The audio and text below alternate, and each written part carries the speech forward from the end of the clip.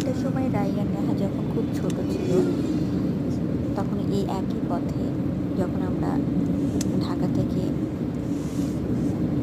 দাদা বাড়িতে যেতাম, তখন যে পথটাতে আমরা যেতাম তার থেকে এখনকার পথটা সম্পূর্ণ ভিন্ন।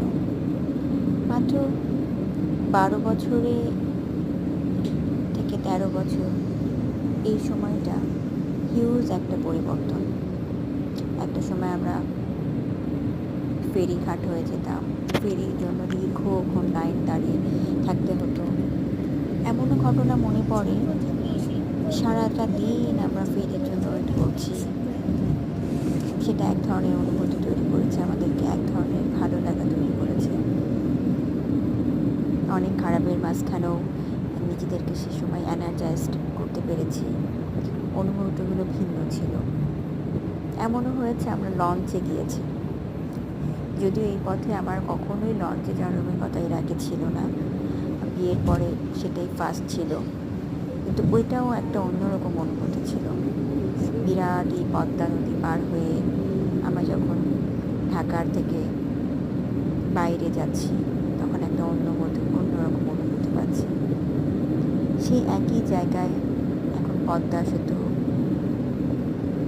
এক্সপ্রেস হাইওয়ে পার হয়ে আমরা যাচ্ছি। প্রতিবার যখন যাই, প্রতিবারই অসংখ্য ভিডিও করি, অসংখ্য ছবি তুলি, তারপরও একটা ভালো লাগা তৈরি হয়, ভিন্ন ভিন্ন ভালো লাগা। মনে হয় এই পথটা কত পরিবর্তন, ঠিক জীবনের মতো।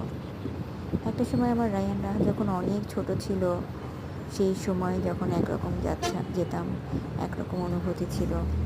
ওরা যখন বড় হচ্ছে, তখনও ভিন্ন ভিন্ন অনুভূতিগুলো তৈরি হচ্ছে। ওরা নিজেকে ফিল করতে পারে আগে কেমন ছিল, এখন কেমন লাগছে, আগে কি মনে পড়তো।